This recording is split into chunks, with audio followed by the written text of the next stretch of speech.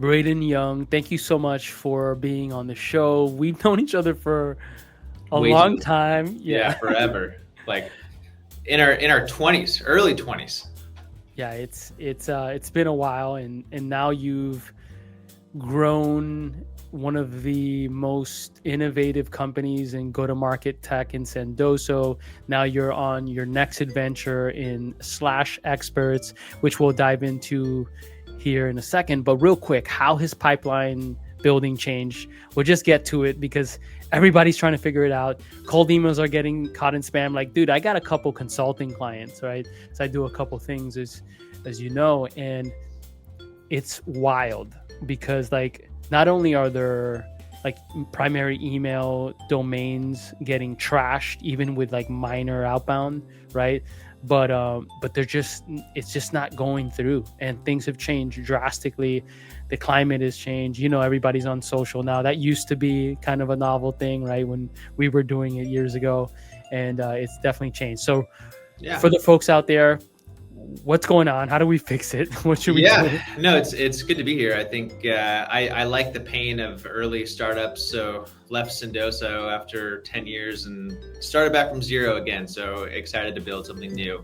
So what we saw probably the last year at Sendoso is the buyer journey from like, it's not the same. Like everyone's not at the same phase in buying software. And everyone's like, I'm going to come in and take a disco demo call, then I'm going to do another demo, loop my team, and then buy software. Like everyone's not, that's not the typical process. Everyone's not at the same stage. Like everyone's at a different stage. Some folks doing research, some folks are trying to solve a problem. They don't know there's a solution for it. Some know they want your tool. They'll come and take a demo and they'll purchase it. But the way you get in front of them, like the old school methods, which we call old school, like phone calls and emails and webinars, like they just don't churn basically demos anymore. Like they're hard. Like there's just so much noise out there that it's really tough to get in front of people and to build pipeline.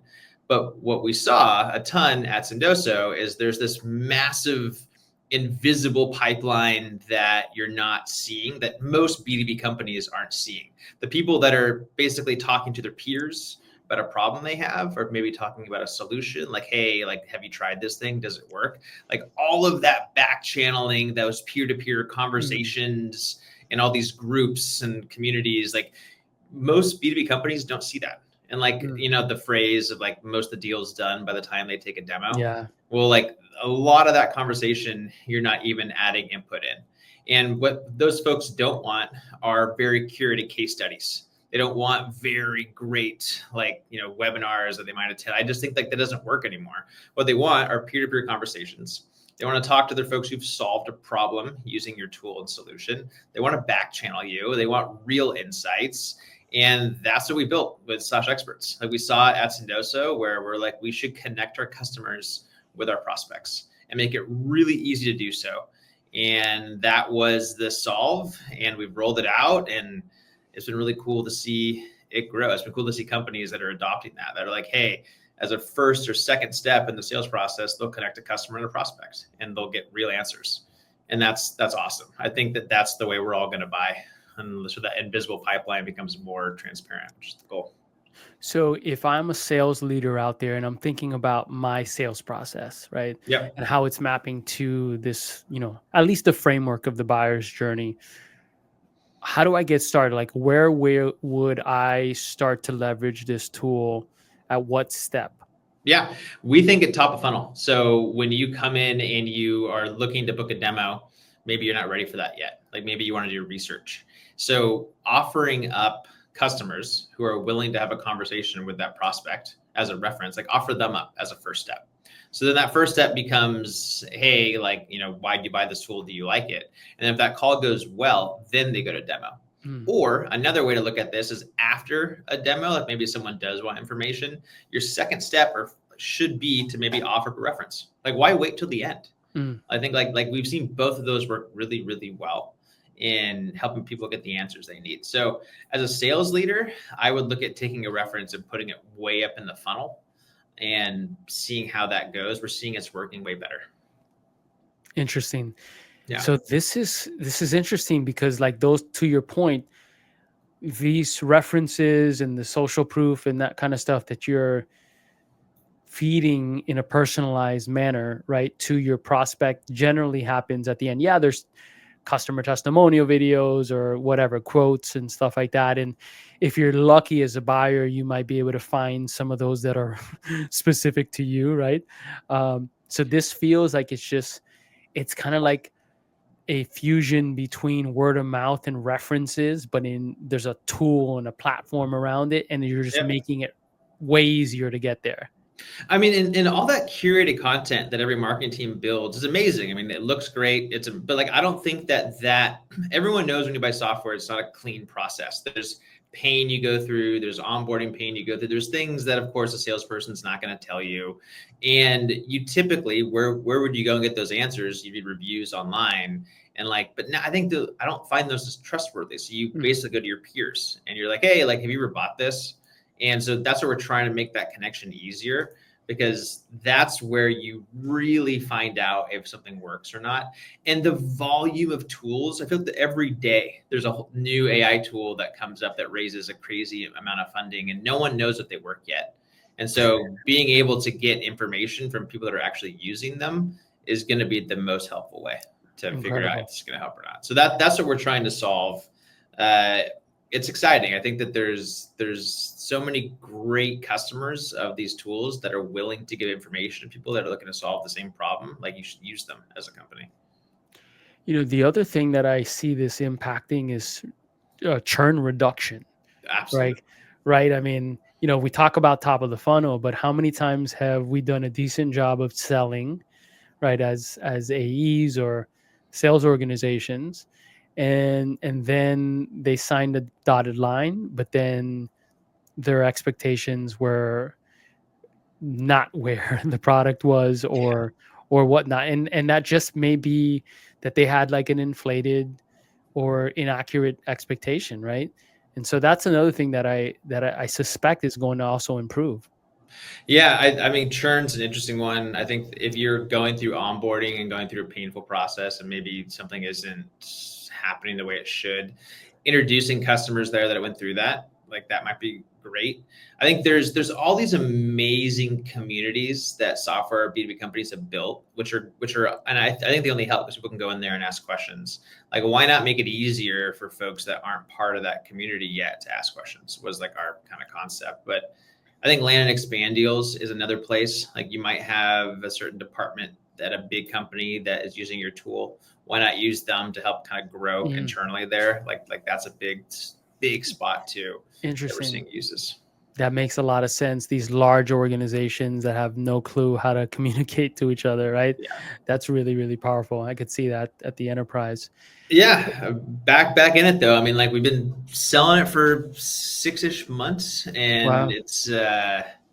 it's been great to see who adopts it. I think like SMB mid-market makes a ton of sense. If any deal size is above more than 10K ARR, it works well, where people typically ask questions.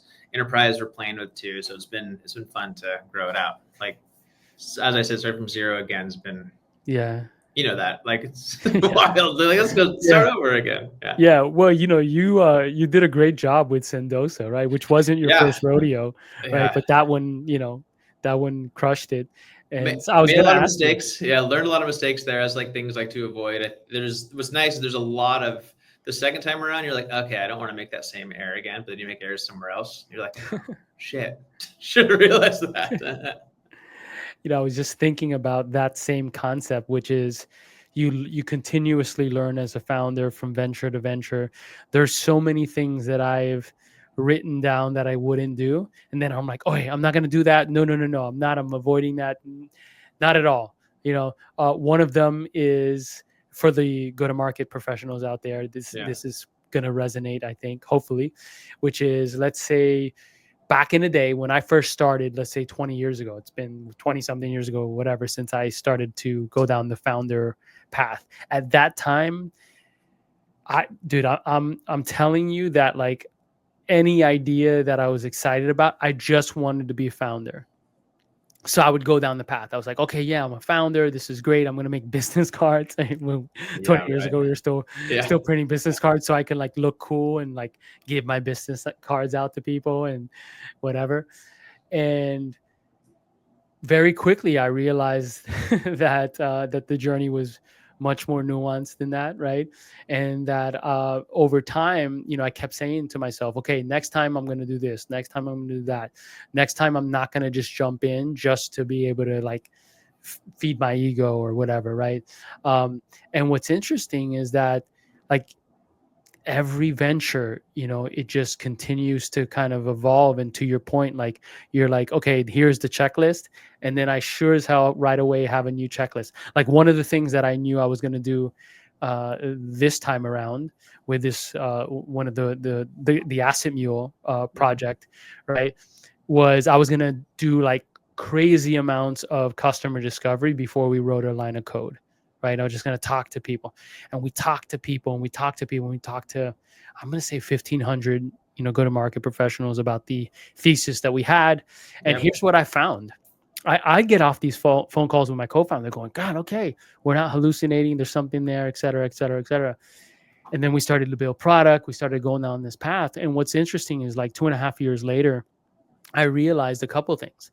That number one, um, I I was leading people, right? I was sitting here going, "Hey, Brayden, look Yeah. at this Isn't that idea." a problem? Isn't Isn't that it? a Yeah. yeah, Yeah. yeah. You're basically you're challenger selling it. You're like, if you had a solution for that, would that not help you? You're like, I'm Yeah, putting you through BANT right now. What am I doing? exactly. And what's interesting is now the last couple of months we've gone down a different path, and I realized, and now I'm like, I really want you to disqualify it, right? I Yeah. want you to just like crap all over it and tell me it sucks, and not go, oh yeah, that's cool. Does is and that's essentially and for the go to market professionals out there, especially if you're an early stage founder or a founding sales professional, there's a distinction here which I think is a little subtle, and the distinction is this. I'd love to get your feedback on this. um and it may be something like this. Hey, Brayden, here's what I experienced. Does that sound like an interesting solution, right? And then it's like, oh, then you might say, yeah, yeah. I was actually essentially getting people to agree that this. And now, in retrospect, of course, right, to agree that it was a pain point that they had seen, and it made sense. Yeah. And what I was failing to dig deep into was, is this a burning problem that you're trying to solve right now? Hmm. Right? And was it mapping to some sort of strategic OKR or whatever, right? That your leadership team or your manager or or your board was asking you to solve, right? And I think that's a huge distinction. So for those early stage teams out there, at least that's my experience, is you gotta dig a little deeper. And sometimes it's scary because sometimes you may, in my experience, realize that there's just not a burning enough pain, right, to solve here. Yeah. And And that you sucks. and you might not all get it at one time either. I mean, I think a good test is to pitch your friends to the people that like are really who you trust, to be like not just customers, maybe people that are a little more on the fringes, to pitch them on a concept and idea. And if they're like, I don't even know what you're talking, like the honest truth, I think, are the good ones, like the ones who will be honest with you. And then I've never been a true believer in building software that you think people will want 5 years from now. I think there's amazing engineers that do those things. I mean, like OpenAI, I never could have thought of, like, it's amazing AI companies that are building for the future. I've always been kind of thinking of the now. And so you get a ton of feedback from folks on problems they currently have. And like, that's what I like to build for. So I think that it's important to know, if you're building for the next year or two, or building for 10 years out, and maybe Yeah. you're one of those founders that can raise a lot of money, you can do that. Question: as a CEO now, and congratulations Yeah. on the recent fundraise. That's awesome. What's the balance between, you talked about the now and the practicality of building for now when you're fundraising? So for the Yeah. CEOs out there listening to this episode, what advice would you give around balancing like a future kind of vision that maybe venture investors want to buy into because they're thinking a decade out or whatever, versus like, hey, here's the practical, early go to market product, right, that we're gonna, Yep. you know what I mean, go to 0 to 5 against. I think it's good to have a couple steps in your plan. And so you have like, I'm building for the now, and here's the revenue I'm going to get from that. And then I have like my 3-year plan, my 5-year plan, and my 10-year plan. Like for us, like on the surface level, we're helping people connect with more customers and having prospects and customers connect. But those calls are being recorded. And those calls, like that first party data is insanely valuable. So as like LLMs become more popular and you need information from what your customers are saying about you, I happen to have a ton of recordings of all your customers and prospects talking. So our plan is to eventually compete more against like the GLGs and AlphaSenses of the world, because we'll have all this amazing data that we can use and you can leverage to build out your great marketing content. So that's our 5-year plan. So I think it's important when you're fundraising or building your plan to think like that, like what's immediate, what's 5 years from now, what's 10 years from now, and then to have a good handful of companies that are just very large institutions that have been around for a long time, like not like the, hey, we're going to be the startup of this, but like more like we're going to be the Google of X. I think like it's important to think like that too. So have the big vision also when you're raising or putting plans together, for sure. I also heard that there's that first party data acts as a real moat and sticking point. Oh, it's wild. Yeah. I think that like that will be this company. Like, I think like if we can gather experts, help companies sell more deals, that's fantastic. But at the end of the day, if we're serving up first party data to them too, of like being a fly on the wall of a conversation with their prospect and customer, like that's wildly valuable. And that'll be where we'll grow the most. Amazing. And you know what's so crazy is that 10 years ago, we had these visions of like how you could use this first party data, and there were all these possibilities.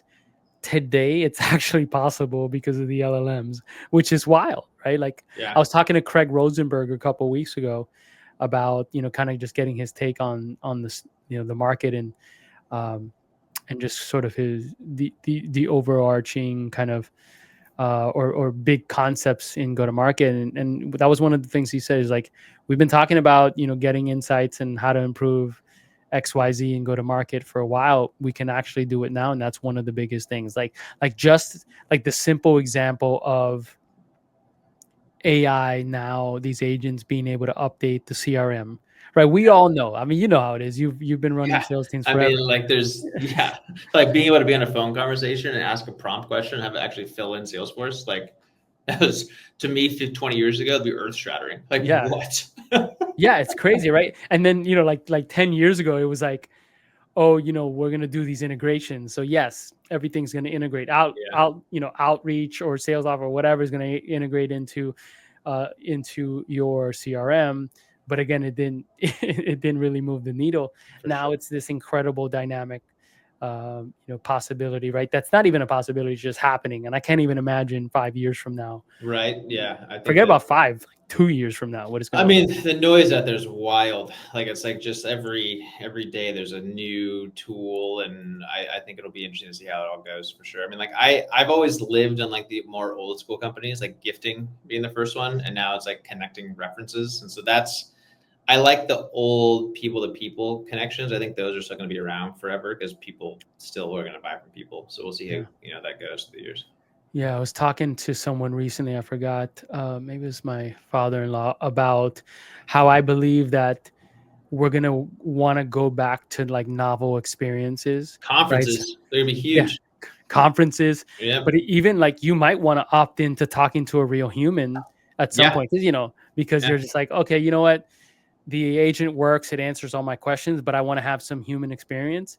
That might be it. We might want to reconnect with our humanness at some point. I think so too. Awesome. Well, quick question here about, just as we wrap up, for the early stage kind of sales leaders out there who are thinking about how to prioritize what they should be focusing on right now, if you had any sort of advice there, any tips around that? I think that so we're 4 months in, and my day right now is I'm on back-to-back calls all day long, talking to anyone who will give me time.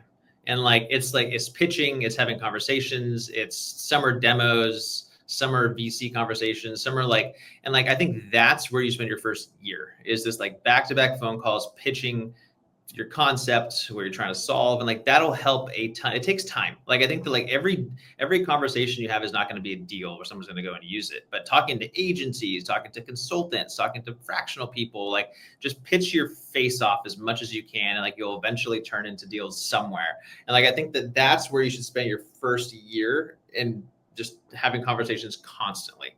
And then I think second is to keep insanely organized. So we didn't do this the first time around, but like we're very organized now, where everything is in ClickUp, everything has a task, everything like we have HubSpot up and running, everything's recorded. So I think it's important to have that too, and it's very easy with the volume of tools out there. So those would be like my two like simple foundational things. And if you do that, then I think you'll know if you have product market fit your first year, and if you don't, then hell, go find another idea.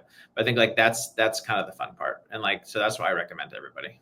Awesome, dude. Thank you so much for your time. Good to be on, man. We should do this more than every 2 years, huh? Yeah, let's do it. Well, just for the folks out there who are like, I want to learn more about Slash Experts, what are the best URLs or handles to learn more? Check out slashexperts.com. You can even talk to our customers. So you can go to our expert page. Right there is a big button to talk to experts.